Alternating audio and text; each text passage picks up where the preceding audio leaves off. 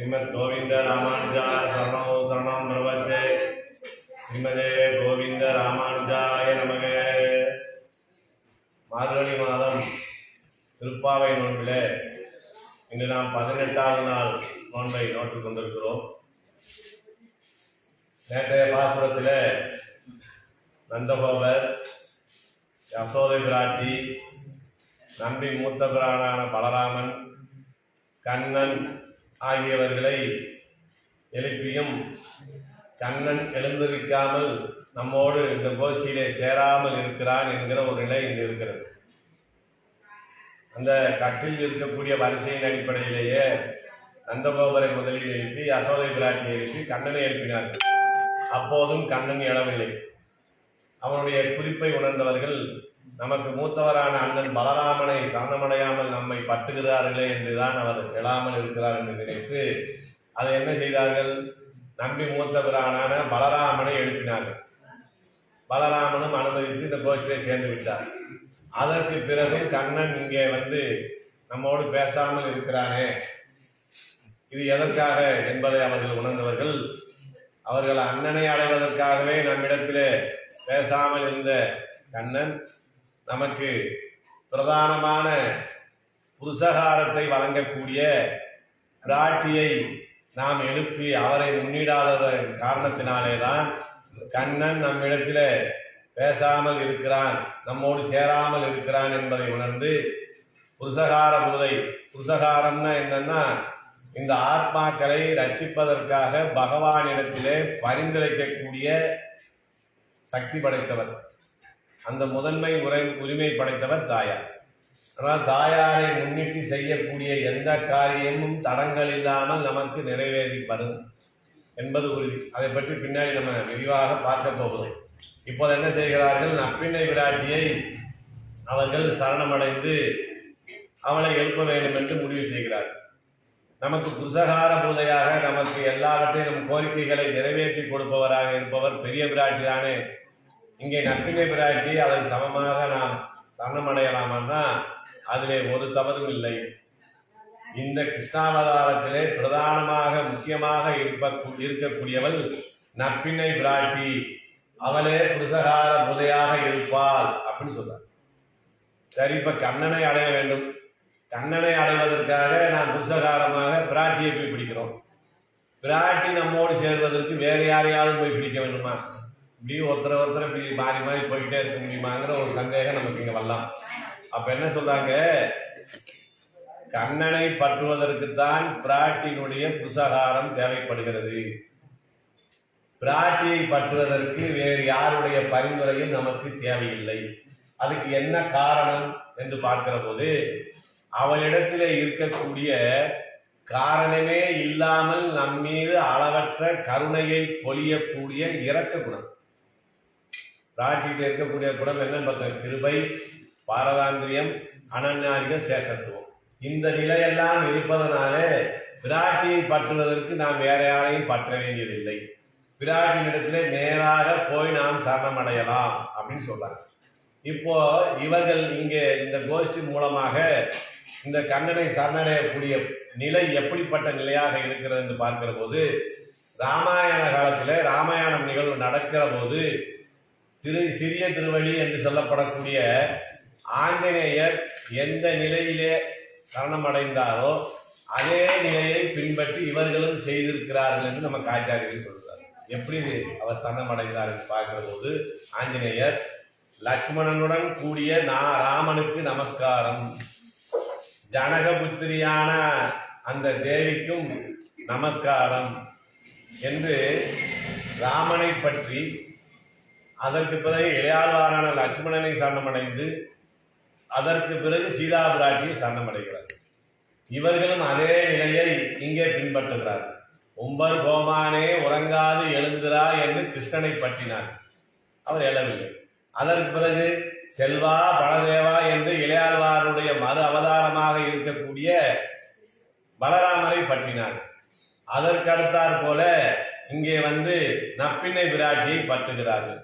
சிறிய திருவடியான ஆஞ்சநேயர் ராமாயணத்தில் எவ்வாறு சரணமடைந்தாரோ அதற்கு சமமான நிலையிலே இவர்களும் போய் சரணமடைகிறார்கள் என்று சொல்லுகிறார். அப்படி சரணமடைந்த ஆஞ்சநேயருக்கு என்ன நிலை கொடுத்தது? சீதா பிராட்டியை தேடி இலங்கைக்கு போகிறார். இலங்கையில் இருக்காங்கன்னு தெரிஞ்சு போச்சு. இலங்கையில எங்க இருக்காங்கன்னு அவருக்கு தெரியல. அவரும் ஒவ்வொரு இடமா தேடி பார்க்கிறாரு, கண்டுபிடிக்க முடியல. கடைசியில் என்ன செஞ்சாரு? ஜனகருடைய மகளே, நீயே எங்கிருக்கிறாய் என்பதை எனக்கு காட்டி கொடுக்க வேண்டும்னு கேட்டுட்டார். பிராட்டியை சரணமடைந்த மாத்திரத்திலேயே சீதா பிராட்டி இருக்கக்கூடிய இடத்தை இவர் அறிந்து கொண்ட ஒரு நிலை ஏற்பட்டது. அவளை சரணமடைந்ததனாலே கிடைத்த பலனாக வருது. அப்படிப்பட்ட உயர்ந்த நிலையில் இருப்பதனாலே பிராட்டியை நாம் சரணமடைய வேண்டும் என்பது இங்கே பிரதானமாக சொல்லப்படுகிறது. இந்த பாசுரத்தின் மூலமாக நமக்கு ஆண்டாள் நாச்சியார் தெரிவிக்க வருவது, பெருமாளை முதலிலே பற்ற வேண்டுமா, தாயாரை முதலிலே பற்ற வேண்டுமா என்று பார்க்கிற போது தாயாருக்குத்தான் முக்கியமான பிரதானமான வேலை நம்மிடத்திலே இருக்கிறது என்று சொல்கிறார். இந்த விஷயங்கள் எல்லாம் நாம் எங்க தெரிஞ்சுக்கலாம்? பிராட்டியை சரணமடைந்தவர்கள் பெற்ற பலன் என்ன, பிராட்டியை சரணமடையாமல் பெருமாள் இடத்தில் வந்தவருடைய நிலை என்ன என்பதை பற்றி நமக்கு ராமாயணத்திலே பல நிகழ்வுகள் சொல்றாங்க. தசரதனுடைய உத்தரவினை ஏற்று ராமர் காட்டுக்கு செல்ல தயாராக. அப்போ இளையாழ்வாரான லட்சுமணர் என்ன சொல்றார்? நானும் உடன் வருவேன்னு சொல்லி பார்த்தார். அவர் என்ன சொன்னாரு? எனக்கு தான் வனத்துக்கு போக உத்தரவாயிருக்கிறத தவிர உனக்கு அந்த உத்தரவு இல்லை, நீ இந்த நாட்டிலேயே பரதனுக்கு உதவியாக இங்கே சொல்லி பார்த்தார். கேட்கல. ராமர் உறுதியாக மறுக்கிறார். அப்போ சீதா பிராட்டி ராமரோட போறதுக்கு அனுமதி வாங்கிட்டார். அப்போ இவர் என்ன செய்யறாரு? இளைய பெருமாள் சீதா பிராட்டியை சரணமடைகிறார். அவரை சரணமடைந்து நீங்கள் தான் நான் காட்டுக்கு வருவதற்கான அனுமதியை ராமனிடம் பெற்றுத்தர வேண்டும் என்று கேட்கிறார். சீதா பிராட்டி சொன்னதுனால என்ன பண்ணாரு? சரி வா அப்படின்னு சொல்லி லட்சுமணரையும் கூட்டு போனார். வனத்திலே போயிருக்கிறாங்க. காக்காசுரன் என்ற அசுரன் பிராட்டியை தாய் என்று நினைக்காமல் தவறான எண்ணத்தோடு அவருடைய தேகத்தை தீண்டி விடுகிறார். மகா பெரிய பாவம். அவ்வளவு பெரிய பாவம் செய்தவன் ராமனுடைய அன்புக்கு பயந்து, ராமபாணத்துக்கு பயந்து எங்கெங்கேயோ ஓடுறான் தன்னை காப்பாற்றிக் கொள்வது. யாரும் சொல்லிட்டாங்க, ராமனுடைய பாணத்தை மறித்து உன்னை காப்பாற்றுவதற்கான சக்தி எங்கள் யாருக்கும் இல்லை, நீ அவரிடமே போய் சரணமடைந்தால் தான் உண்டுன்னு சொன்னாங்க. அப்படி ஓடி வருகிற போது ராமனை சரணமடை வருகிறான். அவனுக்கு சரணமடைவதுன்னா என்னன்னே தெரியாது. இதுவரைக்கும் யார் காலையும் விழுந்தது. அப்படிப்பட்டவன் என்ன செய்யறான்? ராமனுடைய திருவடியில விழுந்தா உயிர் பிழைக்கலாம்னு சொன்னாங்களேன்னு தலை மாறி கால் மாறி விழுந்தான். எந்த ஒரு உடம்பை நம்ம முன்பக்கம் வைப்பது, எதை பின்பக்கம் வைப்பது என்று தெரியாத அளவுல போய் காலில் விழுந்திருக்கிறான் உயிர் பயத்துல. அப்போ பக்கத்தில் இருந்த சீதா பிராட்டி தன்னை தவறான கண்ணோட்டத்தோடு நம்முடைய தேகத்தை தீண்டினவன் என்ற குறையை நினைக்காமல் அந்த காக்காசுரனை திருத்தி வச்சாங்க. அப்ப தலை முன்னாடி இருக்கணும், வால் பகுதி பின்னாடி இருக்கணும்னு அப்படி திருத்தி வச்சாங்க. அப்படி பிராட்டியினுடைய புருஷகாரம் அங்கே கிடைத்ததுனால ராமனுக்கு அதுக்கு மேல கொல்ல மனசு. ஐயோ, பிராட்டியினுடைய கருணை கிடைத்து விட்டது, இவனை நான் கொல்ல முடியாது, என்ன செய்யலான்னு பார்த்தாரு. விட்ட பானத்துக்கு ஒரு வேலை வேணும், அதுவும் வீணா போகக்கூடாது. சரி, ஒரு கண்ணை மட்டும் எடுத்து விட்டுறேன் அப்படின்னு எடுத்தார். ராவணனை விட மிகப்பெரிய அபச்சாரம் செய்தவன் காக்காசுரன். ராவணன் தொடவே இல்லை. பர்ணசாலையோடு பெயர்த்து எடுத்து கொண்டு போனான்னு தான் பார்க்க. அதை விட குற்றம் புரிந்தவனுக்கு இங்கே பிராட்டியினுடைய கருணையினாலே அவனுக்கு இங்கே நல்லது நடைபெறுகிறது. விபீஷணால் தான் ராமனுக்கு சுக்ரீவன் வந்து ராமனுக்கு நண்பனாகிறான். எப்படி நண்பனாக முடிந்தது? அங்கே பிராட்டியினுடைய சம்பந்தம் இருக்கிறதுன்னு சொல்றாங்க. சுக்ரீவன் சீதா பிராட்டியை பார்த்ததில்லை, ஆனா ராமனை சரணமடைகிறான். சரணமடையும் போது சுக்ரீவன் சீதா பிராட்டி சம்பந்தத்தோட வர்றான்னு சொல்றாங்களே, இது எப்படி ஆகுதுன்னா, ராவணன் சீதா பிராட்டியை கவர்ந்து செல்கிற போது தான் போகிற பாதை தெரிய வேண்டும் என்பதற்காக தான் அணிந்திருந்த ஆபரணங்களை எல்லாம் ஒவ்வொன்றா கலட்டி கீழே போட்டுக்கிட்டே போறாங்க சீதா பிராட்டி. அப்படி விழுந்த ஆபரணங்களை எல்லாம் எடுத்து சேகரித்து வைத்திருந்தான் சுக்ரீவன். இந்த மாதிரி சீதா பிராட்டியை யாரோ கவர்ந்து சென்று விட்டார்கள், அதை தேடித்தான் நாங்கள் வருகிறோம் என்று ராமனிடம் கேள்விப்பட்ட உடனே அவன் சேவகரித்து வைத்திருந்த அந்த ஆபரணங்களை எல்லாம் வந்து காட்டுறார். ஓ, இது சீதா பிராட்டியினுடையதுதான் அப்படின்னு சொல்லி அந்த சந்தோஷத்துல சுக்ரீவன் என்ன பண்ணாரு? தன்னுடைய தம்பியாகவே ஏற்றுக்கொண்டார். அப்ப சுக்ரீவன் வந்து ராமனை அடைவதற்கு சீதா பிராட்டியினுடைய கருணை அவரையே அறியாமல் அங்கே இருக்கிறார். அந்த ஆபரணம் மூலமாக அவருக்கு இங்கே கிடைத்திருக்கிறது. அப்படி இவர்கள் எல்லாம் வரும்போது என்ன செய்யறாங்க? சீதா பிராட்டியுடைய அந்த அருள் இருந்ததுனால இவர்கள் எல்லாம் ரட்சிக்கப்படுகிறார்கள். இதற்கு மேல ஆஞ்சநேயருக்கு சீதா பிராட்டி அருள் கிடைக்கலாம். எங்க கிடைக்குது? அவரு சீதா பிராட்டியை நேரா பார்க்கிறார். தூக்கிட்டு போற வரைக்கும் அவர் முதலாக எங்க பார்க்கிறார்? இலங்கையில தான் பார்க்கிறார்.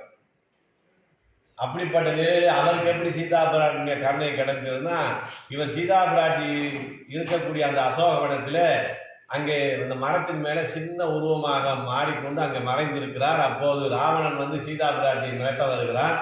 அப்போது சீதா பிராட்டி ராவணனுக்கு நல்ல விஷயங்களை எடுத்து சொல்கிறார். நீ செய்வது தவறு, ராமனுடைய கோபத்துக்கு நீ ஆளாகக்கூடாது, உன் வம்சமே அழிந்துவிடும், எவ்வளவோ நல்ல வார்த்தைகளை சொல்றாங்க.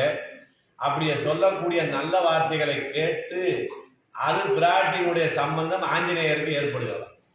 யார் திருந்தணுமோ திருந்த வேண்டியவர் திருந்தலை. இது யதார்த்தமா கேட்ட ஆஞ்சநேயர் இந்த விஷயத்தை கேட்டு, ஓ இவ்வளவு சிறப்புகள் இருக்கிறதா ராமனுக்கு என்று அவர் அந்த வார்த்தையை கேட்ட மாத்திரத்தில் என்ன அடைந்தாராம்? ஆஞ்சநேயருக்கு தேஜஸ் கூடிருச்சான். அவர் ஏற்கனவே வலிமையானவர்.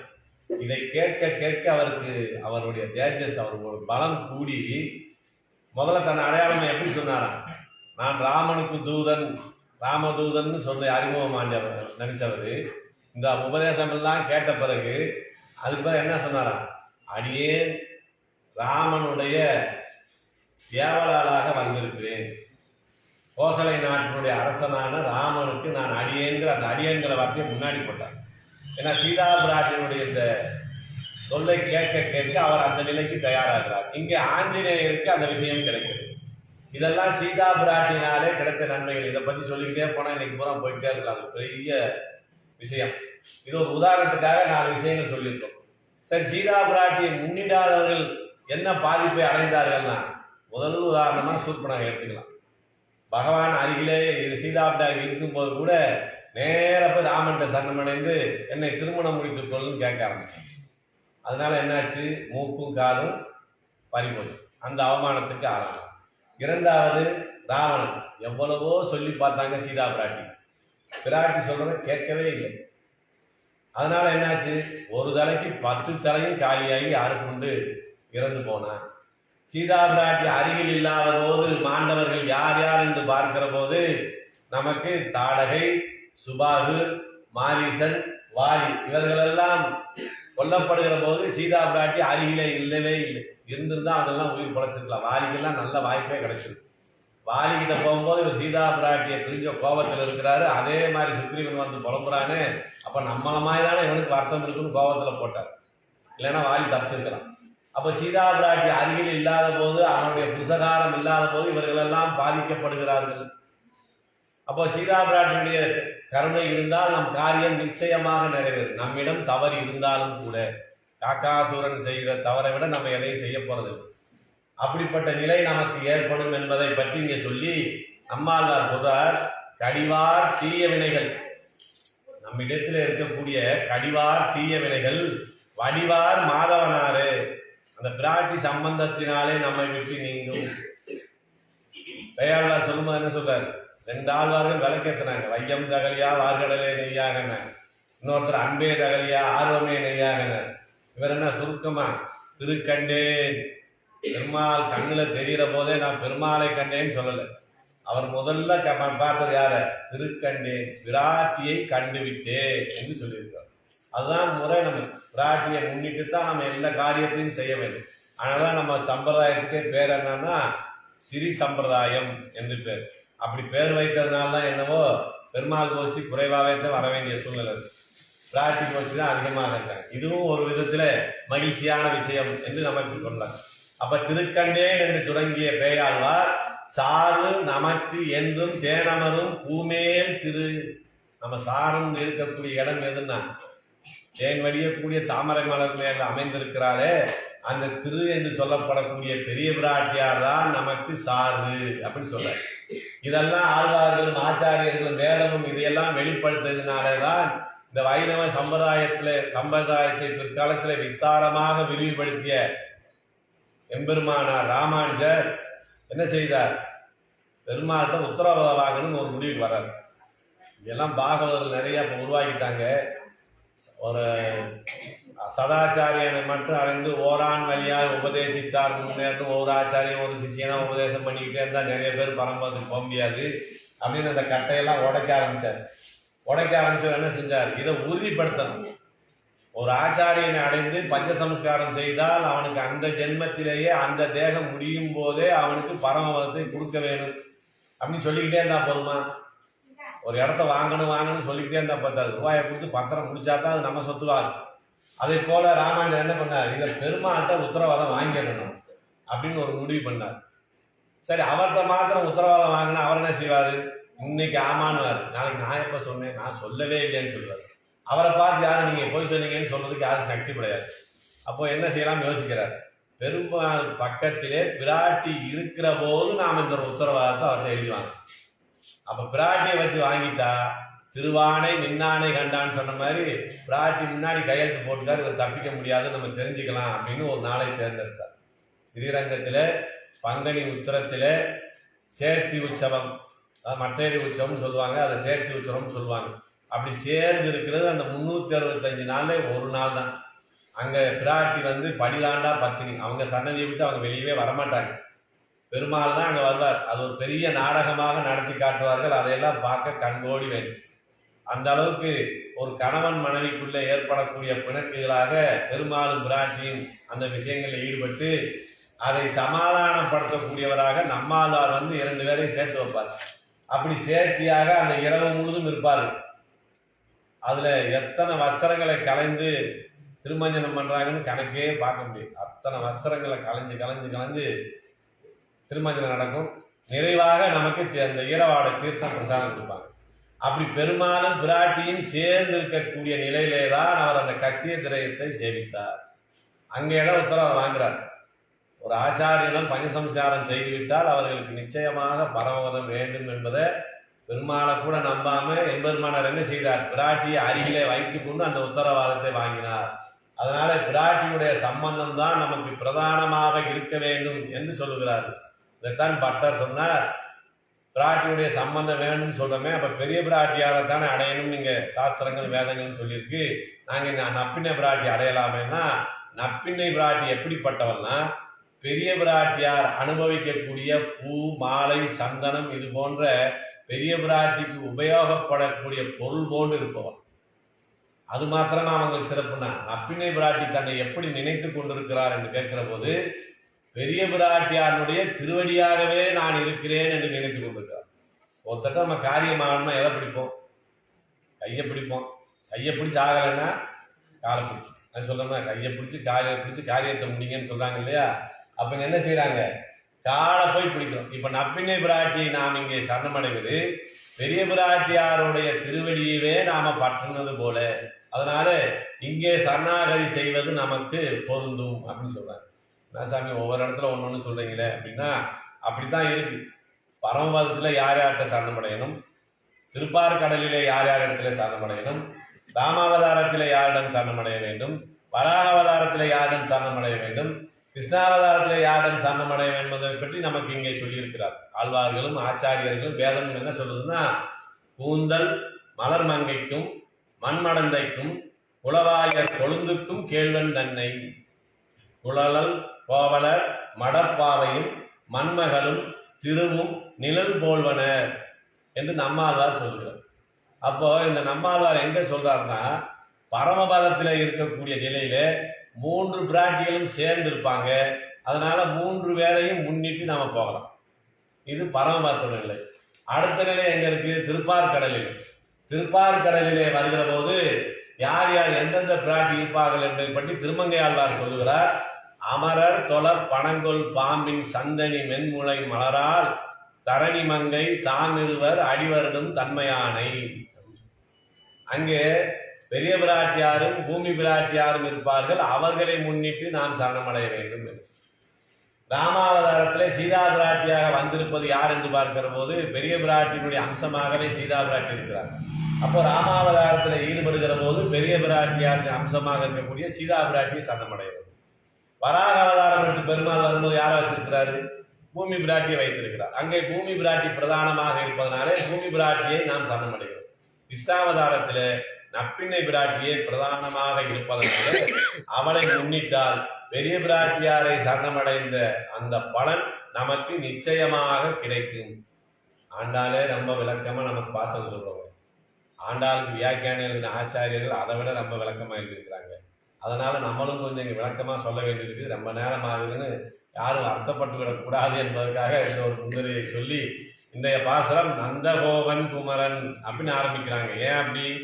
உந்து மதகளிட்டன் ஓடாத தோல்வெளியன் நந்தகோபாலன் மருமகளே நப்பின்னாய் கந்தம் கமலும் குழலி கடைதிரவாய் வந்தெங்கும் கோழி அழைத்தனகான் மாதவி பந்தல் மேல் பல்கால் குயிலினங்கள் கூவினகான் வந்தார் விரலி உன் மைத்துனன் பேர்பாட செந்தாமரை கையால் சீரார் வளையொழிப்ப வந்து திரவாய் மகிழ்ந்தேலோர் என்பாவார் என்று நப்பிண்ணை பிராட்டியை இந்த தினத்திலே முன்னிடுகிறார்கள். அதுக்கான முன்னுரைத்தான் நாம் இப்போது வரைக்கும் பார்த்தோம். இங்கே சொல்லுகிற போது நப்பிண்ணை என்று பின்னாடியேதான் சொல்லுகிறார். இல்லை கண்ணனுடைய மனைவியே என்பதை பற்றி இங்கே சொல்லவே இல்லை. இவங்க சொல்லுகிற போதே நந்தகோபாலன் மருமகளே நப்பின்னா என்று அவருடைய மாமனாரை இட்டு மருமகளை சொல்லுகிறார். ஏனென்றால் கண்ணனை என்ன சொன்னாங்க? நேரடியாக கண்ணான்னு சொல்லல, நந்தகோபன் குமரன், நந்தகோபனுடைய மகனாக இருக்கக்கூடியவனே என்று சொன்னால் கண்ணனுக்கு சந்தோஷம். இங்கே பிராட்டிக்கு நப்பின பிராட்டிக்கு என்ன சந்தோஷம்? நந்தகோபனுடைய மருமகளே என்று சொன்னால் இங்கே சந்தோஷம் என்று பார்க்கிறோம். அவர் எப்படிப்பட்ட நந்தகோபராக இருக்கிறார் என்று பார்க்கிற போது உந்து மதகளிட்டன் ஓடாத தோல்வலியன் நந்தகோபன் அப்படின்னு இருக்கு. மதம் கொண்ட யானைகளை உந்தி தள்ளக்கூடிய சக்தி படைத்தவராக நந்தகோபர் இருக்கிறார் என்று சொல்கிறார். அந்த அளவுக்கு பல யானைகளுடைய பலத்தை தன்னிடத்திலே பெற்றவராக நந்தகோபன் இருக்கிறார். இல்லை அந்த மதம் கொண்ட யானைகளுக்கு சமமான பலத்தை உடையவனாக இருக்கிறான் அப்படின்னா உந்து மதகளித்தன், அப்படி பலம் வாய்ந்தவனாக இங்கே இருக்கிறார்.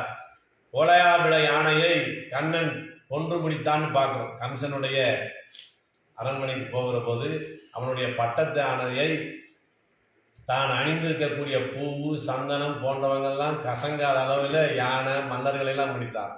அவ்வளவு சர்வசாதாரணமாக இதையெல்லாம் கொன்று முடிக்கக்கூடிய பலம் கண்ணனுக்கு எங்கே இருந்து வந்ததுன்னா இப்பதான் நமக்கு அந்த ரகசியம் தெரியுது.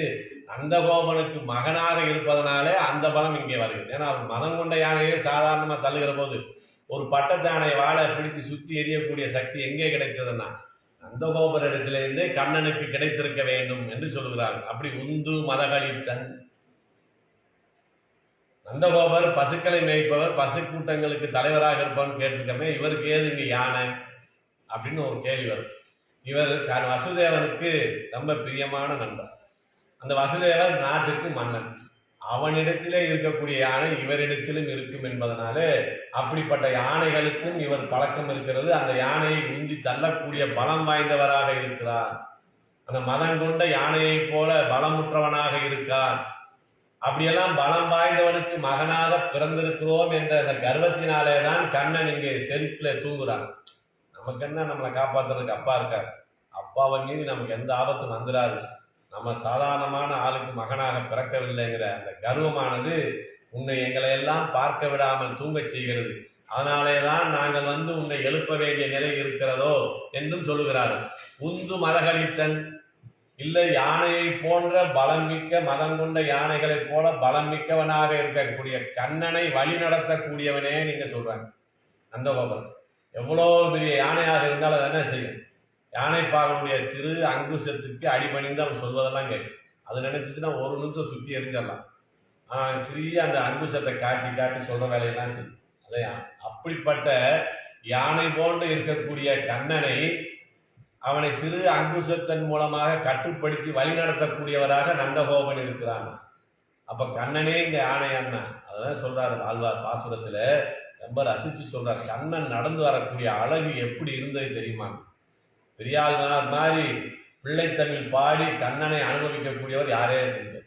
உண்மையிலேயே இருந்த தேவையும் யசோதையும் கூட அவ்வளவு தூரம் அனுபவிச்சாங்களான்னு நமக்கு தெரியாது.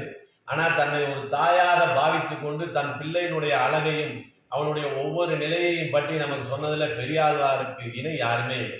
அது தமிழ் இலக்கியத்துல முதலாக பிள்ளைத்தமிழ் என்கிற ஒரு நிலையவே உருவாக்கினார். அவர் சொல்றார், தொடர் சங்கிலி கை சலார் பிலார் என்ன, தொடர் சங்கிலி கை சலார் பிலார் என்ன. யானை வருதுன்னா என்ன சொல்லுவோம்? யானை வருகிறது பின்னே, மணி ஓசை வருகிறது முன்னே. அதுக்கு ரெண்டு பக்கம் சங்கிலியை போட்டு அப்படி ரெண்டு பக்கம் மணி தொங்க விட்டுருக்கும். அதை சொல்றாரு, தொடர் சங்கிலி கை சலார் பிலார் என்ன, தூங்கும் மண் பொன்மணி ஒழிப்ப படும் மும்மத புனல் சோர வாரணம் பைய நின்று ஊறுவது போல வந்தார். கண்ணன் நடந்து வருகிற போது எப்படி இருக்கான், அந்த மணி ஓசை எழுப்பி கொண்டு, சங்கிலியிலே கட்டி தொங்க விடப்பட்ட மணி ஓசை எழுப்பி கொண்டு, அந்த யானையானது எவ்வளவு கம்பீரமாக அப்படி மெதுவா தன்னுடைய கம்பீரமாக உடலை அசைத்து வருமோ, அது போல இவர் என்ன செய்யறாரா, இடுப்புல அந்த மணி கட்டி இருக்கிறார். அந்த மணிகள் ஒலிக்க இவரும் அந்த யானை போலவே நடந்து வருகிறானே, அப்போது இவன் யானை தானே என்று சொல்கிறார். மதங்கொண்ட யானையை போல நடப்பவன் ராமன் என்று சொல்லியிருக்கிறார்கள். கைமாவின் நடையென்ன மென்னடையும், இந்த யானை நடைய ஒத்த நடையை நடந்து வரக்கூடியவன் ஆழ்வார்கள்லாம் சொல்லியிருப்பதனாலே இங்கே கண்ணனே யானையாக இருக்கிறார். அதனாலே அந்த யானையை கட்டுப்படுத்தக்கூடிய சக்தி படைத்தவனாக இருக்கக்கூடிய நந்தகோபாலனே என்று சொல்லுகிறார்கள். தென்னானாய் வடவானாய் குடபாலானாய் குணபாலம் மதயானாய், மதம் கொண்ட யானையாக இருக்கக்கூடியவனேன்னு கண்ணனை பற்றி சொல்லியிருப்பதனாலே அப்படிப்பட்ட கண்ணனையும் கட்டுப்படுத்தி வழிநடத்தக்கூடிய வலிமை மிக்கவனாக இருக்கக்கூடியவன் நந்தகோபாலன். அப்படி அந்த பலம் மட்டும் அவருக்கு இருக்கு. உந்து மதகளித்தன் ஓடாத தோல்வலி என்ன, இந்த உலகத்திலே யாரிடமும் இல்லாத புஜபல பராக்கிரமங்கள் நிறைந்தவராக இங்கே நந்தகோபன் இருக்கிறார். ஏன் ரொம்ப சாதுன்னு சொன்னாங்களே, இவற்றை ஏன் இவ்வளவு பலமெல்லாம் வந்திருக்குன்னா, கண்ணன் பிறந்த பிறகு கண்ணனை காப்பாற்ற வேண்டிய பொறுப்பு அவரிடத்திலே வந்ததுனாலே இயற்கையாகவே அவருக்கு அந்த புஜபலங்கள் கிடைத்து விடுகிறது. அப்படி புஜபலம் நிறைந்தவராக இருப்பதனாலே தான் கம்சன் நேரடியாக ஆயர்பாடியிலே வந்து கண்ணனை கொல்ல வேண்டும் என்று நினைவில்லாமல் அங்கே உட்காந்துட்டு ஒவ்வொரு அசுரனா ஏறிக்கிட்டு இருக்கு. இந்த சந்தேகம் நமக்கு எப்பயாவது வந்திருக்கா? கம்சன் ஏன் இத்தனை பேரை ஆயர்பாடிக்கு அனுப்பிச்சான்? நேர கம்சனே உள்ள வந்து ஒரு நிமிஷத்துல கண்ணனை கொண்டு இருக்கலாமேன்னா, அந்த நந்தகோபனுடைய புஜபலத்துக்கு பயந்து அங்கே போகாமல் இங்கிருந்து அவனுடைய ஏவலாளர்களை அனுப்பி கொண்டே இருந்தான். அப்படி தோல்வழி நிற்கவராக இருக்கிறார் அப்படின்பா. இந்த தோல்வழி எங்கே இருந்து கிடைத்தது? நந்தகோபருக்கு. அப்படின்னா கண்ணன் பிறந்த பிறகு அவருக்கு அந்த தோல் பலம் கிடைக்கிறது என்று பார்க்கிறோம். ஏன்னா உலகத்தை எல்லாம் யார் ரசிக்கிறானோ, இந்த உலகமெல்லாம் யாருடைய தோல் வலிமைக்கு அந்த நிலையிலே மறைந்து கிடக்கிறதோ, அப்படிப்பட்ட பகவானுக்கு பரமாத்மாவுக்கு தகப்பனாக இருக்கிறதுனாலே அவரை ரட்சிக்க வேண்டிய பொறுப்பும் இவரிடம் இருப்பதனாலே இவருக்கு அந்த தோல் வலிமை உண்டு. ராமனுடைய புஜபலத்தை பற்றி சாய்ந்திருப்பாங்களாம் வனவாசத்தில் இருக்கிற போது சீதா பிராட்டி. அங்கே துஷ்ட மிருகங்கள்லாம் நிறைய நடமாடுமா. ராமன் அருகிலே இருந்தால் அதை பற்றிய பயம் சீதா பிராட்டியிடம் இருக்கவே இருக்காது. நமக்கு என்ன, எந்த மிருகம் வந்தாங்க, சிங்கமே வந்தாலும் அதிலிருந்து காப்பாற்றக்கூடிய ராமன் நம்ம இடத்துல இருக்கிறானே, புஜபல பராக்கிரம் நிறைந்தவன் என்று அந்த தோல்வலி உடையவனாக இருக்கிறான். அந்த பகவானே நம்மளை காப்பார் என்றது போல பகவானை காப்பாற்றக்கூடிய இடத்திலே இவன் இருக்கிறான். அதனால அந்த தோல் வலிமையும் நந்தகோபன் இடத்திலே இருக்கிறது. அப்படி ஓடாத தோல்வலியன், அவ்வளவு சக்தி படைத்தவனாக இருக்கிறான் நந்தகோபன். உந்து மதகளித்தன் ஓடாத தோல்வலியன் நந்தகோபன். நந்தகோபனுடைய பெருமையெல்லாம் சொல்லி அப்படிப்பட்டவன் எப்படி இருக்கிறான்னா கோபாலனாக இருக்கிறான். நேரத்தே பார்த்தான். நந்தகோபாலன்னா என்ன அர்த்தம்? கோபர் கோபியர்களை ரட்சிக்கக்கூடியவன் என்று தன்னைத்தானே காப்பாற்றி கொள்ள முடியாத நிலையில இருக்கக்கூடியவர்களை எல்லாம் காப்பவனாக இருப்பவன் நந்தகோபன் பேர் வாங்கியிருக்கிறாரு.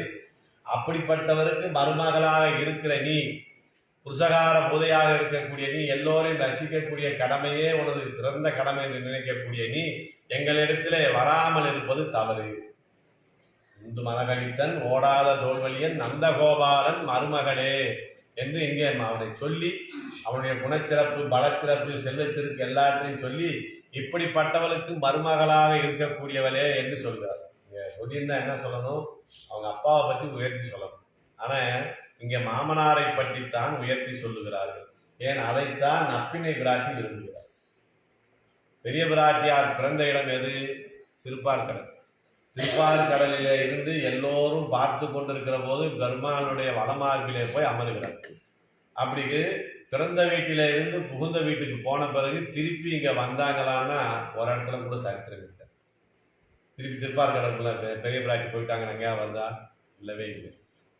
ஜனகன் சீதா பிராட்டியை ராமனுக்கு திருமணம் முடித்து வைத்து அயோத்திக்கு அழைத்து வந்த பிறகு அவங்க கீழங்கிட்டு இலங்கை பக்கம் தான் வந்தாங்கன்னு இருக்கே, திருப்பி ஏதாவது ஒன்றா சண்டை போட்டுக்கிட்டு ராமன் கூட கோவிச்சுட்டு நான் எங்கள் அப்பா வீட்டுக்கு போகிறேன்னு போனாங்களான்னா எத்தனை காண்டத்திலையும் படித்து பார்த்தாலும் எத்தனை ராமாயணங்களை படித்து பார்த்தாலும் இருக்காது. அந்த சீதா பிராட்டி என்ன விரும்பினாங்க? தசரதனுடைய மருமகள் நான் என்பதுதான் எனக்கு இங்கே பெருமை என்று நினைத்திருந்தார். அதே போல நப்பினை பிராட்டி நான் கும்பனுக்கு மகன் என்பதிலே எனக்கு எந்த சிறப்பும் இல்லை, நான் இங்கே நந்தகோபனுக்கு மருமகளாக இருப்பதே எனக்கு மிகப்பெரிய சிறப்பு என்று அந்த பெருமையைத்தான் அவரும் ஏற்றுக்கொள்ளுகிறார் என்று சொல்கிறார். அப்ப நமக்கு பெண்கள் இருக்க வேண்டியது என்ன? என்னதான் பிறந்த வீடு சிறப்பாக இருந்தாலும் புகுந்த வீட்டிற்கு சென்ற பிறகு அந்த பெருமைதான் நம்மளை சேர்ந்ததாக இருக்குமே ஒழிய பிறந்த வீட்டினுடைய பெருமை நமக்கு பெரிதாக பாதிக்காது, அப்படி இருக்கவும் கூடாது என்பதற்காகத்தான் இந்த பெரிய பிராட்டியாரும் நப்பினை பிராட்டியும் இதை நமக்கு இங்கே நடைபிடித்து காட்டுகிறார்கள். ஆக கண்ணனையே அடைந்த பிறகு நந்தகோபனுடைய மருமகளே என்றுதான் இருக்கிறார். இப்ப இவங்க எப்படி கூப்பிட்டுருக்காங்க? ஒந்து மதகளித்தன் ஓடாத தோல்வழியன் நந்தகோபாலன் மருமகளேன்னு நப்பினை பிராட்டி வாசல் இருந்து கூப்பிடுறாங்க. அந்த அம்மாவுக்கு கொஞ்சம் கொஞ்சம் குசும்பு ஜாஸ்தி. அவங்க என்ன நினைக்கிறாங்க? நப்பினை பிராட்டின்னு நம்மளை சொல்லலையே, நந்தகோபன் மருமகளேன்னு சொல்றாங்க. கண்ணன் பிறந்த பிறகு இந்த ஆயர்பாடியில் இருக்கிற பெண்கள்ல 70% பேர் நந்தகோபனுக்கு மருமக முறை தானே இருக்காங்க, கண்ணன் செய்யற தீம்னால. அதனால இவங்க நம்மளை நேரடியாக சொல்லவில்லை, நந்தகோபன் மருமகளேன்னு யாரோ பொதுவா சொல்றாங்க, பார்க்கலாம் என்னென்ன செய்யறாங்கன்னு அவர்கள் அமைதியாக இருந்து விட்டார்கள். அப்ப சொல்றாங்க, நீ நந்தகோபாலன் மருமகளேன்னு உங்க மாமனாருடைய பெருமையும் உங்களுடைய குடும்ப பெருமையும் சொல்லி பார்த்தோம், நீ அது யாரையோ சொல்றாங்கன்னு நினைக்கிறது எங்களுக்கு உன் முகக்குறிப்பை பார்க்கிற போதே தெரிகிறது. இப்ப நாங்க வெளிப்படையா வந்துடுறோம். இவ்வளவு பெருமையை சொல்றதை விரும்புறதுனாலதான் சொன்னமே ஒழிய உன்னை முகஸ்துதிக்காக புகழ்ந்து பேச வேண்டிய அவசியம் எங்களுக்கு இல்லை. அதனாலதான் சொன்னோம். நீ என்னமோ பெரிய கிராக்கியா இருக்கேன்னு கோபத்துல என்ன பண்ணாங்க? நப்பின்னாயின அவங்க மாமனார் மாமியாரவே பேர் சொல்லி கூப்பிடுறாங்க. இவங்களுக்கு வயசோ 5, 6 இவ்வளவுதான் வயசு, கோஷ்டி அன்னைக்கு கலந்துக்கிட்ட போது. ஆனா அவங்க நந்தகோபரையே நந்தகோபாலனேங்கிறாங்க, யசோதை பிராட்டிங்கிறாங்க. ஆனா மருமகளை சும்மா விடுவாங்களா? நாங்க என்னமோ அவங்ககிட்ட சரணமடையாளன் வந்தா நீ ரொம்ப கிராக்கியா இருக்கிறியே அப்படின்னு அந்த கோபத்தில, அந்த உரிமையான கோபத்தில நப்பின்னாய் என்று இவர்கள் அழைக்கிறார்கள். எப்படி இருந்துச்சு அவங்களுக்கு? பகவான் பக்கத்தில் நின்று கொண்டு அர்ஜுனோடு உறவாடுறார். 2 பேரும் பழகும்போது அத்தை பிள்ளை மாமன் பிள்ளைன்னு தான் பழகுறாங்க. அதனால ஒரு நாள் கூட சாமின்னு கூப்பிட்டதுலையும் அர்ஜுனன் யாரு? கிருஷ்ணன். ஏ கிருஷ்ணா ஏ கிருஷ்ணானே கூப்பிட்டு பழகிட்டான். அதுலேயும் அவர் கண்ணன் சந்தோஷம். சரி, இப்படி நம்மளை பேரை சொல்லி கூப்பிட்றதுக்காக ஒருத்தர் இருக்கிறாங்க அப்படின்னு சந்தோஷப்பட்டார். அதுபோல அந்த நப்பினை பிராட்டி என்ன பண்ணாங்களாம், பரவாயில்ல, உரிமையில நம்மளை பெயர் சொல்லி கூப்பிடுகிறார்களே பரவாயில்லை, அந்த உரிமை எடுத்திருக்கிறாங்க. எல்லாரையும் பேர் சொல்லி கூப்பிட முடியாது இல்லையா? அந்த சந்தோஷத்துல அவங்க இருக்கிறாங்க. ஆனாலும் என்ன நினைக்கிறாங்க, இன்னும் கொஞ்ச நேரம் பார்க்கலாம், இவங்க என்னென்ன நம்மளை பேசுறாங்க, இவங்க எப்படி எப்படிலாம் வார்த்தை விஞ்சாலம் பண்றாங்கன்னு பார்த்துட்டு நம்ம போகலாம் அப்படின்னு வாய மூடி அமைதியா இருக்கிறாங்க. நம்ம அமைதியா இருந்துட்டா நம்ம வீட்டுக்குள்ள நினைச்சிட்டு இவங்க போகட்டும்னு நினைக்கிறாங்க. ஆனா அவங்க என்ன சொல்றாங்க, நீ வீட்டுக்குள்ளே தான் இருக்கிறாய் என்பது எங்களுக்கு நிச்சயமாக தெரியும். எப்படி தெரியும்? கந்தம் கமலும் குழலி, உன்னுடைய கூந்தலில் இருக்கு வரக்கூடிய வாசனை எங்கள் வாசல் அளவுக்கு வந்து எங்களுக்கு தெரிகிறது, எங்களுக்கு அந்த நுகரம் முடிகிறது. இந்த வாசனை அடிக்கிறது என்றால் நீ வீட்டுக்குள்ளே தானே இருக்கிறாய் என்ற அர்த்தம். உன் கூந்தலில் இருக்கிற இந்த நறுமணம் தான் மற்ற பூக்களுக்கெல்லாம் வாசனையை கொடுக்குது. சந்தனம் அரைச்சாலும் கூட அதுக்கு வாசனை எங்கிருந்து வருதுன்னா உன் கூந்தலில் இருந்து வருகிற வாசனை தானே அதுக்கெல்லாம் சேருகிறதுன்னு சொல்லியிருக்கிறாங்க. அப்படிப்பட்ட கமலக்கூடிய கூந்தலை உடையவள் நீ உள்ளே இருக்கிறாய், அதனாலே அந்த வாசனை எங்களுக்கு நுகரம் முடிகிறது. அதனாலே நீ வெளியே வந்து எங்களை ரட்சிக்க வேண்டிய ஒழிய நீ வீட்டுக்குள்ளே இல்லை என்று நினைச்சு நாங்க போயிடுவோம் நீ நினைக்கவே கூடாது. இது எதுக்காக இங்க கந்தம் கமலம் குளறின்னா, நீ மலர்களை சூடி சூடி அதனாலே அந்த கூந்தல் மலர்கிற வாசனை வீசுகிறது. ரெண்டாவது, அந்த மலர்களுக்கும் எப்ப வாசனை வருது, உன்னுடைய கூந்தலுக்கு வந்த பிறகுதான் அதுக்கும் வாசனை வருகிறதுனா சொல்லியிருக்கோமே. அதை ஏன் குறிப்பால சொல்லி காட்டுறாங்கன்னா, நாங்கெல்லாம் மையிட்டு எழுதோ மலரிட்டு யான் முடியோம்னு இந்த நோன்பை ஆரம்பித்த காலத்திலிருந்து கண்ணனை அடையாமல் நாம் எந்த விதமான அலங்காரம் செய்யக்கூடாது என்பதற்காக மலர்களை வைத்துக் கொள்ளாமல் இருக்கிறோமே. நீ என்ன செய்யற? இருக்கிற மலர்களை எல்லாம் உன் தலையில வைத்துக் கொண்டிருக்கிறார். அதுக்கு என்ன காரணம்? கண்ணன் உன்னுடனேயே இருக்கிறார். அதனால உனக்கு பிரிவுங்கிற துன்பம் இல்லை. அதனால நீ இந்த மலர்கள் எல்லாம் சூடி கொண்டிருப்பதனாலே அந்த வாசனை எங்களுக்கு அடிக்கிறது. அதனாலே நீ வந்து கதவை திறக்க வேண்டும். கந்தம் கமலம் குழலி கடை திறவாய். நீ அந்த வாசனையும் எங்களுக்கு தராமல் மறைச்சு வைக்கிற, உன்னையும் எங்களுக்கு தராம மறைச்சு வைக்கிற. இரண்டுமே தவறு. இதை ரெண்டையும் நீ அணை போட்டு மறைக்க கூடாது, திறந்து விடு. அதுக்கு என்ன செய்யணும்? கடை திறவாய். நீ இந்த உன்னுடைய வீட்டு கதவை திறந்து விட வேண்டும். நாங்கள் உள்ளே வர வேண்டும். நீ எங்களோடு வந்து சேர வேண்டும். உன்னை முன்னிட்டுத்தான் நாங்கள் இந்த காரியத்தை செய்கிறோம் என்கிற நினைவு எங்களுக்கு ஏற்படுகிறது. அதை நிறைவேற்றி தர வேண்டும் என்று இங்கே சொல்லுகிறார். அப்படி சேர்ந்தால் தானே இந்த கோஷ்டி நிறைவடையும் என்று நமக்கு சொல்லியிருக்கிறார்கள். உந்தன் திருவுள்ளம் இடர்கெடுந்தோறும் நாங்கள் வியக்க இன்புறுதும். உன்னோட சேர்ந்து இருப்பதானே எங்களுக்கு இன்பம்னு சொல்றோம். அது இங்க இருக்கிற போது, இந்த லீலாபூபதி என்று சொல்லப்படக்கூடிய பூலோகத்தில் இருக்கிற போது அடியவர்களுக்கு எது இனிமை? அடியவர்களோடு சேர்ந்திருப்பது, பிராட்டி சம்பந்தமுடைய எல்லாரோடும் சேர்ந்திருப்பது தான் சிறப்புன்னு சொல்லியிருக்கிறாங்களே. இது ரெண்டு இடத்துலையும் வந்துமா. பரமபதத்தில் என்ன இருக்கு? அடியார் குலங்களோடு கூடுவது என்று சொல்லுவார். அங்கேயுமா என்ன செய்ய போறோம்? அடியவர்களோடு சேர்ந்திருந்து பகவானை அனுபவிக்க போகிறோம். இங்க என்ன செய்கிறோம்? அடியவர்களோடு சேர்ந்திருந்து பகவானை அனுபவிக்கிறோம். இந்த இரண்டு நிலையும் எங்களுக்கு ஒன்றாகத்தானே இருக்கும். நீயும் வந்தால்தானே அது நிறைவடையும் என்று கடை திறவா என்று சொல்லுவோம். அவங்க சொல்றாங்க, வாசலை திறக்கலாம், கண்ணனோட வந்து நம்ம எல்லாரும் சேர்ந்து அவரை சரணமடையலாம். அதுக்குன்னு ஒரு கால நேரம் வேணாமா? எங்களை பேர் சொல்லி கூப்பிட்ற அளவுக்கு நீங்க உரிமை எடுக்கிறது உண்மை. உங்களுக்கு எங்களுக்கும் ஒழியாத உறவு இருக்குது என்பது உண்மை. அதுக்காக ஒரு வீட்டுக்கு வர்றதுக்கு ஒரு நேர காலம் இல்லையா? இப்படி நடு டிசியிலே வந்து கலரை தட்டி திறன்னா எப்படி? விடியட்டும், நான் திறந்து விடுறேன் அப்படின்னு சொல்றாங்க. அவங்க சொல்றாங்க, விடிந்து விட்டது, அதனாலேதான் நாங்கள் இங்கே வந்திருக்கிறோம். நீ கண்ணன் அருகிலே இருப்பதனாலே உனக்கு விடிந்ததா விடியவில்லையா என்கிற நிலை தெரியாமல் கூட இருக்கலாம். ஆனால் உறுதியாக விடிந்து விட்டது. அதுக்கு என்னன்னா கோழி அழைத்ததுங்கிற. கோழி எல்லாம் கூவுதே, அது உனக்கு கேட்கலாம. இவங்க சொல்றாங்க, ஏதாவது ஒரு கோழி கூவி இருக்கும். அதனால இப்ப என்ன, நீங்க போட்ட சத்தத்துல இந்த கோழியும் கூட ஒரு கோழி கூவி இருக்கலாம். இந்த ஊரில் உள்ள அனைத்து கோழிகளும் கூவி விட்டதுன்னு. ஒரு கோழி சத்தம் போட்டதுனால அதை பார்த்து இன்னொரு கோழி சத்தம் போட்டிருக்கோம். அதனால இப்ப வந்தது என்ன? கோழி அழைத்தனகான் அப்படின்னு சொல்றாங்க. நாதவி பந்தல் மேல்னா பந்தெங்கும் கோழி அழைத்தனகான். ஒரு கோழி அழைக்கல, எல்லா கோழி அழைக்கல. அவங்க சொல்றாங்க, ஒரு கோழி அழைச்சதுனால எல்லா கோழி அழைச்சிட்டு அந்த சத்தம் போட்டிருப்பாங்க. அப்புறம் இந்த ஊர்ல யாரும் எந்திரிக்கலன்னு தெரிஞ்ச போது நம்ம தவறா கூவிட்டம் போட்டுக்குன்னு திருப்பி தூங்க போயிருப்பாங்க. அதெல்லாம் ஒரு அடையாளமாக எடுத்துக்கொள்ள முடியாது. வந்தெங்கும் கோழி அழைத்தனகான். அந்த கோழியெல்லாம் தூங்கலை.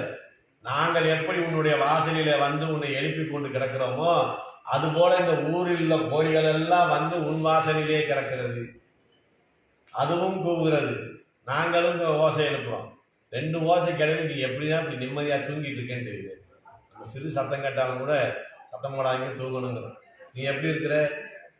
கோழிகள்லாம் அந்த மேல கூரையில அங்கெல்லாம் அமர்ந்து கொண்டு அது மேலே இருந்து சத்தம் எழுப்புகிறது. நாங்கள் வாசலிலிருந்து சத்தம் எழுப்புகிறோம். இரண்டுக்கு மத்தியிலே நீ உறங்குவது எங்களுக்கு பெரிய ஆச்சரியமாக இருக்கிறது. அதனாலே நீ எழுந்து வர வேண்டும் என்று சொல்லு. அப்போ அவங்க சொல்றாங்க, கோழி கூனதெல்லாம் ஒரு அடையாளமா எடுத்துக்க முடியாது. அது நீங்க என்ன சமாதானம் இருந்தாலும் எனக்கு அதுல மாற்று கருத்து இருக்கு. அதனால வேற ஏதாவது அடையாளம் இருந்தால் சொல்லுங்கன்னு கேட்கிறாங்க. அப்ப அவங்க சொல்றாங்க, மாதவி பந்தல் மேல் பல்கால் குயிலினங்கள் கூவினகான். கூவினகான் குயிலினங்கள் கூவினகான் பல்கால் கூவினகான் மாதவி பந்தல் மேல் பல்கால் குயிலினகான். 4-5 விஷயத்தை இணைச்சு இந்த ஒரு வரியிலே சொல்ற. குயில் கூவிருச்சே, அது ஒரு அடையாளமா தெரியல. ஒரு குயில் கூவி இருக்கலாம், இல்ல எல்லா குயிலும் கூவிவிட்டது. குயிலினங்கள் கூவினகான் அப்படின்னு சொன்னாங்க. அந்த குயில்களுக்கெல்லாம் தூக்கம் வராமல் இருந்திருக்கும். அதுக்கு மன அழுத்தம் ஏற்பட்டு போடும். என்ன எல்லா மாசம் நிம்மதியா தூங்கிட்டு இருக்கோம். இந்த மார்கழி மாதம் வந்து அந்த கோஷ்டியாருக்கு 2 மணிலேருந்து இவங்க உருட்டுல நமக்கு தூக்கம் வர மாட்டேங்குதுன்னு அதுவும் மன அழுத்தத்திலே வந்து அந்த குயில்கள் எல்லாம் தூங்காமல் இருந்திருக்கலாம். அதனாலே உங்களுடைய ஓசையை கேட்டு அதுவும் கூவி இருக்கலாமே என்று சொன்னார். அப்படியெல்லாம் இல்லை. அந்த குயில்கள் எல்லாம் இருக்கக்கூடிய இடம் எது தெரியுமா? மாதவி பந்தல் மேல் பல்கால் குயிலினங்கள் கூவினங்கள். மாதவி பந்தல் என்று உன் வீட்டின் முன்னே அமைக்கப்பட்டிருக்கக்கூடிய அந்த மலர் பந்தலிலே ரொம்ப சுகமா படுத்து தூங்குற குயில்கள். அதுக்கு அப்படியெல்லாம் தூக்கம் வராமலாம் இருக்கு. அனந்த சயனத்துக்கு மேலே போய் படுத்தா எப்படி பெருமாளுக்கு சுகமாக இருக்குமோ அதை போன்ற ஒரு சுகத்தோடு உன் பந்தலிலே உறங்கக்கூடிய குயில்கள் தானே ஒழிய அது உறக்கமில்லாமல் கூவியது என்றால் நாங்கள் ஒத்துக்கொள்ள முடியாது என்று சொன்னார். உனக்கு மிக பிரியமான மாதவி பந்தல் மேலே வந்துதான் கூவுகிறது. அதுவும் அந்த குயில்கள் ஏன் கூவுதுன்னா ஒரு குறிப்பிட்ட நேரத்தில் அந்த மிருகங்கள் இதுக்கெல்லாம் என்னன்னா அந்த நேரம் தெரியும். அதுக்கு வழக்கமான நேரத்தில் நம்ம உணவோ தண்ணியோ வச்சு பழகினா அந்த நேரத்துக்கு அது சரியாக வந்துடும். அது வாட்சும் பார்க்கறதில்ல, ஒன்றும் பார்க்கறது. அதே மாதிரி நீ விடிந்து விட்ட பிறகும் நீ வராமல் இருப்பதனாலே நாங்கள் எப்படி வந்து உன் வீட்டு வாசலிலே நிற்கிறோமோ அதுபோல உன் பந்தலிலே வந்து நின்று கொண்டு அந்த குயில்கள் உன்னை காணவில்லை என்று ஓசை எழுப்புகிறது. வர வேண்டிய நேரத்தில் நப்பின பிராட்டியை காணமேன்னு உன்னை பார்க்க வேண்டும் என்ற ஏக்கத்தினாலே அதை கூவி கொண்டிருக்கிறது என்று சொல்லுகிறார். அந்த குயில்கள் எப்படி தூங்குச்சு தெரியுமா? இந்த பூலோகத்தில் இருந்து கொண்டும் ஆச்சாரியன் மூலமாக பாகவதன் ஆகி இந்த குடும்ப தொந்தரவெல்லாம் நம்மளை விட்டு இந்த ஜென்மத்தோட போயிருங்கிற ஒரு நிம்மதி ஏற்பட்டு எப்படி இதை பற்றியெல்லாம் சிந்தனை இல்லாமல் ஒரு பாகவதன் தூங்குவானா அதை போல இந்த குயில்களும் நிம்மதியாக தூங்கணும். அப்போ நமக்கு நிம்மதியாக தூங்கணும்னா ஒரு விஷயம் நம்ம மாத்திரை போட்டாலும் பிரயோஜனம். இதெல்லாம் நமக்கு நிலை இல்லாதது. இன்று நம்மிடம் இருக்கக்கூடிய இன்பமோ துன்பமோ ஒரு நேரத்தில் நம்மளை விட்டு போயிடும். ஆனால் ஒரு சந்தோஷம், இந்த ஜென்மத்தோட நமக்கு இது போயிடும், அடுத்த ஜென்மம் நமக்கு ஒன்று இல்லைங்கிற சந்தோஷம் இருந்தாலே இந்த ஜென்மத்தை நம்ம மெல்ல நகட்டிடலாம். அப்படி நகட்டுறப்ப நம்ம என்ன சொல்லுவோம்? ஆழ்வார் சொன்ன மாதிரி கூவிக்கொள்ளும் காலம் இன்னும் குறுகாதோன்னு நெருக்கி வந்துட்டேன், இன்னும் கொஞ்ச நாள் தானே, கொஞ்சம் வேகமாக கூப்பிட்டுக்கப்பா, இந்த தொந்தரவே எனக்கு வேணாம், அடுத்த ஜென்மம்னு ஒன்று எனக்கு இல்லை, அதனால இந்த இடத்துல கூட கொஞ்சம் மார்க்கை சேர்த்து போட்டு பாஸ் பண்ணி என்னை வெளியே கொண்டு போயிருன்னு கேட்கக்கூடிய இடத்துல அப்படி நிம்மதியாக உறங்குவதை போல இந்த குயிலினங்கள் எல்லாம் தூங்கி கொண்டு இருக்கிறாங்க. இவங்க என்ன சொல்றாங்க? குயில்களை எல்லாம் கூப்பிட்டு அரட்டி நீங்க கூட பூவை சொல்லிட்டு அது பாட்டுக்கு என் பந்தல இருக்கிற குயிலை நாங்கள் வந்து இவ்வளோ நேரம் ஆச்சு, நீ உன் தலைவிக்கு பயந்துட்டு எழுப்பாமல் இருக்கிறியா, உன்னை நாங்கள் என்ன செய்கிறோம்பான்னு அரட்டுறாங்களாம். எப்படி அரட்டுறாங்களாம்? பைங்கிழி வண்ணன் ஸ்ரீதரன் என்பதோர் பாச தகப்பட்டிருந்தே பொங்கொழி வண்டிரைக்கும் பொழில்வாள் குயிலே குறிக்கொண்டது நீக்கே சங்கோடு சக்கரத்தான் வர கூவுதல் பொன்மலை கொண்டு தருதல் இங்குள்ள காவினில் வாழ கருதில் இரண்ட தொன்றே சின்னம் வேண்டும். நாங்கள் சொன்ன வேலை 2 வேலை சொல்லியிருக்கிறோம். அவன் வருவதற்காக நீ போக வேண்டும், பொன்மலை கொண்டு தருதல் அப்படிங்கிற காரியத்தை செய்யணும். இந்த 2 காரியத்தை குயிலே நீ செய்யலைன்னா இந்த மரத்துல நீ இருக்க முடியாது பார்த்துக்கன்னு அங்க அரட்டுறாங்களாம் குயிலே. அதே மாதிரி என்றும் இக்காவிலிருந்து தென்னை தகர்த்தாதே நீயும் குயிலே இன்று நாராயணனை வரக்கூவாயே இங்குத்தை இன்று துறப்பண்ண. நாராயணன் வருவதற்காக குயிலை கூவாட்டி உன்னை இருந்து நான் துரத்தி விட்டுருவேன்னு ஏற்கனவே நீங்க குயிலெல்லாம் அரட்டி கூவ வைக்கிறவங்க, அதனால எனக்கு அதுலேயும் நம்பிக்கை இல்லை, அதனால நான் வருவதற்கு இல்லை, விடிந்த பிறகு வருகிறேன்னு சொல்றாங்க. பார்த்தாங்க இப்படியெல்லாம் அடையாளம் சொன்னா அந்த மாட்ட காரியமாகாது போல இருக்கு, நேரடியா விஷயத்துக்கு போயிடலான்னு என்ன சொன்னாங்க? வந்தார் வெள்ளி பந்தை கையிலே அணைத்து கொண்டிருக்கக்கூடியவளே, ஒரு கையிலே மலர் பந்தை வைத்திருக்கிறாளாம், ஒரு கையிலே கண்ணனை பிடித்து கொண்டிருக்கிறாளாம். இந்த பாக்கியம் யாருக்கு கிடைக்கும் சொல்றாங்க? அந்த மலர் பந்தாக நாங்கள் பிறந்திருக்க கூடாதா? அப்படி பிறந்திருந்தாலாவது உன் கையிலேயே இருப்போம், பக்கத்திலேயே கண்ணன் இருப்பானே. இந்த 2 வாய்ப்பு எங்களுக்கு கிடைச்சிருக்குமே, அந்த வாய்ப்பு எனக்கு கிடைக்கலையா? ஏன் பந்தாறு வெள்ளியாக இருக்கிறாங்க? இரவு படுக்க போவதற்கு முன்னே கண்ணனும் அப்பினை விளையாட்டியும் இந்த மலர் பந்துகள்ல விளையாடுறாங்க. யார் தோக்கிறது யார் ஜெயிக்கிறதுன்னு பார்க்குறாங்க. எப்பயுமே கண்ணன் என்ன செய்வாராம்? வழக்கப்படி தோத்துருவார். தோத்ததுனால வெற்றி கொண்டவர்கள் அந்த பந்தை தனதாக்கி கொள்வார். அப்படி இந்த பந்தை மலர் பந்தை தனதாக்கி கொண்டு தோல்வியுற்ற கண்ணனையும் தனதாக்கி கொண்டு நீ இருக்கக்கூடியவளாக இருக்கிறாயே, அந்த வாய்ப்பு எங்களுக்கு வேணும் இல்லையா? நீ மாத்திரம் அனுபவிச்சா போதுமா? நீ அப்படிப்பட்ட சுயநலவாதி இல்லையே. நம்ம பிள்ளைகள் எல்லோரும் நன்றாக இருக்க வேண்டும் என்று நினைக்கக்கூடியவளாயிட்டே. அதனால பந்தார் விரலி நீ வந்து எங்களை சேர்த்து கொண்டு நீயும் எங்களோடு வந்து கண்ணனிடத்துல பேசி எங்களுக்கு வேண்டிய நன்மைகளை எல்லாம் பெற்று தந்து வர வேணும்னு கேட்கிறாங்க. இதை பத்தின விவரங்கள் நிறைய சொல்றாங்க, அது இன்னொரு நாள்ல நம்ம சௌகரியமா பார்க்கலாம்.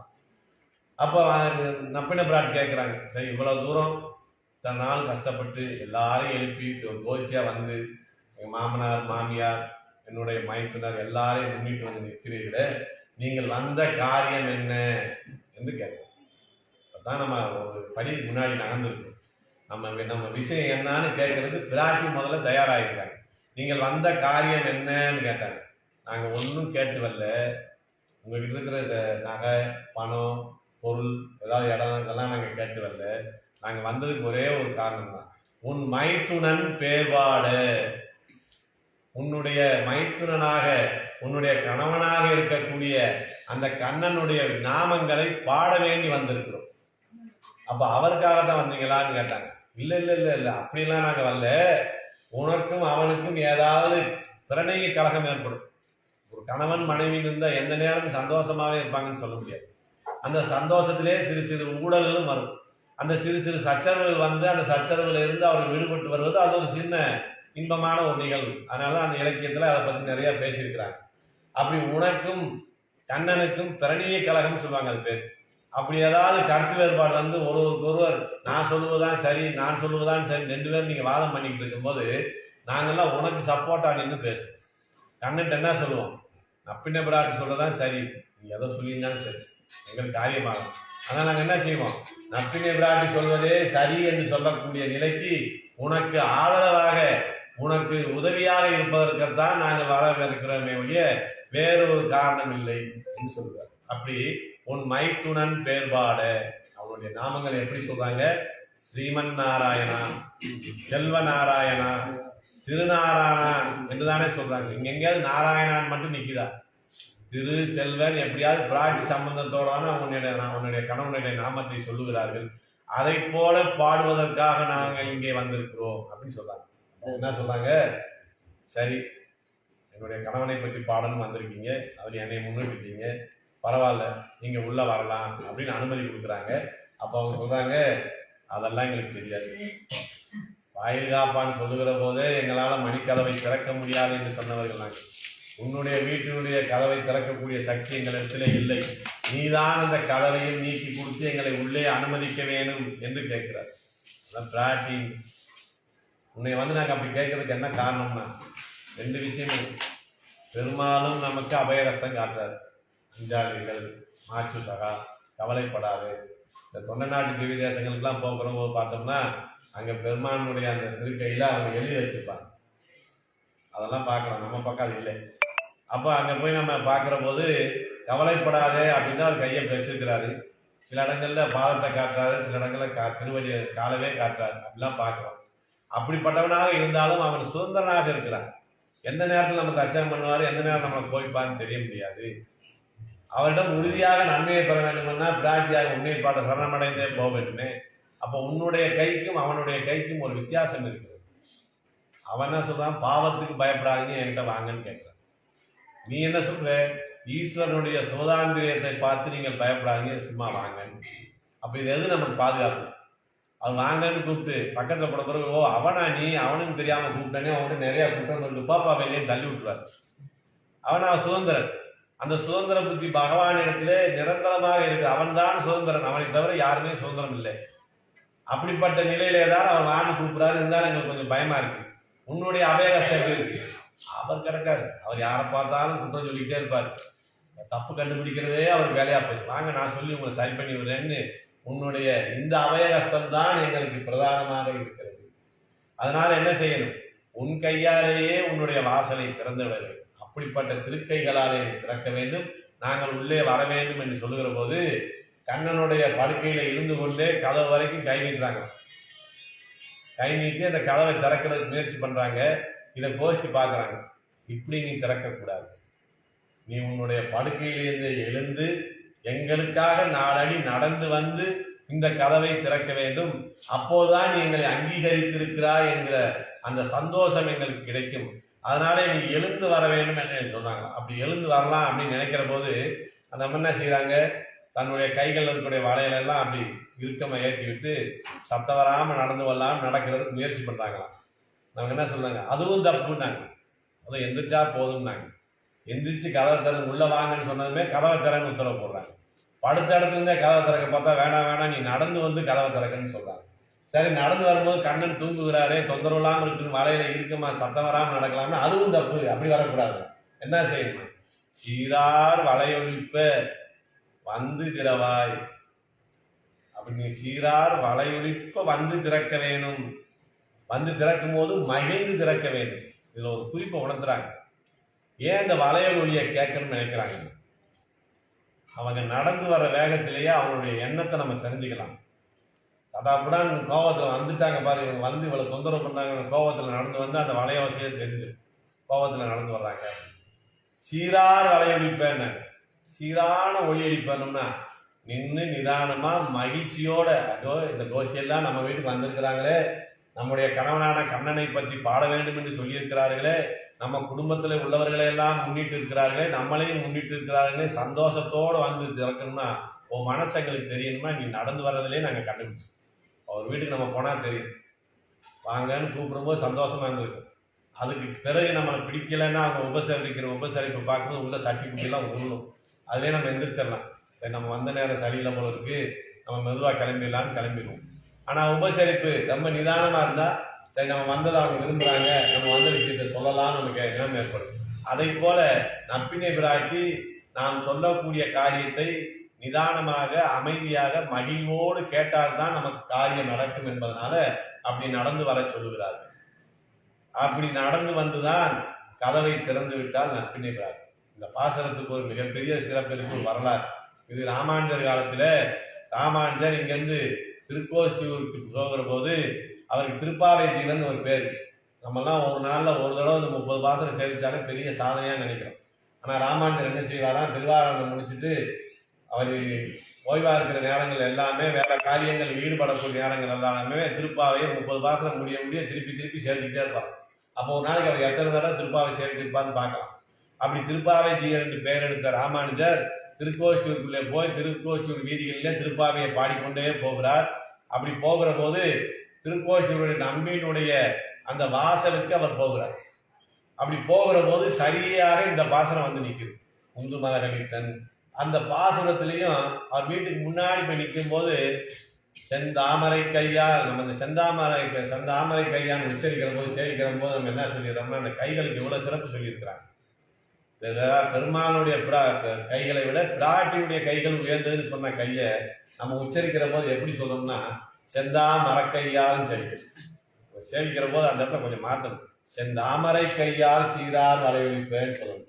நம்ம என்ன சொல்லிடுறோம் அவசரத்துல, சரி இவ்வளவா சேவிக்க தெரியுது பரவாயில்ல, செந்தாமரைக்கையால் மரக்கையால், அந்த மரக்கை கிடையாது, செந்தாமரை போன்று நம்ம கருமையையும் குளிர்ச்சியையும் கொடுக்கக்கூடிய கைகள். அப்படி போய் இவர் இந்த திருக்கோஷ்டியூர் நம்பியினுடைய இல்லத்துக்கு முன்னே நிற்கிறார். கதவு அடைத்திருக்கிறது. அந்த கதவை அடைத்திருக்கிற நேரத்தில் இவர் சொல்லக்கூடிய வாசன வரி என்னவா இருக்கு, செந்தாமரை கையால் சீரார் வளையொலிப்ப வந்து திறவாய் இவர் சொல்லி முடிக்கவும், அந்த கதவு திருக்கோஷ்டியூர் நம்பி தேவகி பிராட்டி அந்த கதவை திறக்கவும் அந்த வளையோசை கேட்கவும் சரியா இருக்கு. ராமானுஜர் திருப்பாவை பாசுரம் பாடின நிகழ்வு அப்படியே அவர் கண்ணுக்கு முன்னாடி அங்க தெரியுது. அப்படி வளையோசையோடு அந்த பெண் திறக்கிற போது ராமானுஜர் என்ன பண்ணிட்டாரு, நப்பின பிராட்டியே வந்து திறக்கிறாங்கன்னு சாதாரண சிறு குழந்தையினுடைய திருவடியில வந்து சேவிக்கிறார். அந்த பொண்ணுக்கு பயம், இவ்வளவு பெரிய மகானா இருக்காரு, இவர் நம்ம திருவடியை சேவிக்கிறாருன்னு பயந்து வீட்டுக்குள்ள ஓடி அவங்க அப்பாட்ட, அப்பா இந்த மாதிரி ஒருத்தர் வந்திருக்கிறாரு, என்னை பார்த்து திருவடி சேவிக்கிறார்ப்பான்னு. திருக்கோஷ்டியூர் நம்பி பெரிய ஞானி, சரி வர சொல்லுமா உள்ள. வந்தார், ராமானுஜர் வந்தார். வரும்போது கேட்டார், உந்து மதரவித்தன் பாசனம் சேவிச்சுக்கிட்டே வந்தீங்களா அப்படின்னு கேட்டார். இங்க நடந்த விஷயம் அவருக்கு தெரிகிறது. அப்படிப்பட்ட சிறப்பு இன்றைய பாசனத்திற்கு உண்டு. இன்றைய பாசனத்தினுடைய மிகப்பெரிய சிறப்பாக இருப்பது, நாம் எந்த காரியத்தை செய்ய வேண்டும் என்று நினைத்தாலும் சரி, நமக்கு எந்த காரியம் நடக்க வேண்டும் என்று கோரிக்கை வைக்க வேண்டும் என்றாலும் சரி, பிராட்டியை முன்னிட்டு பகவானை சரணமடைந்தால் அந்த காரியங்கள் அனைத்தும் நிச்சயமாக நமக்கு நிறைவேறும். நல்ல காரியமா இருக்கும்.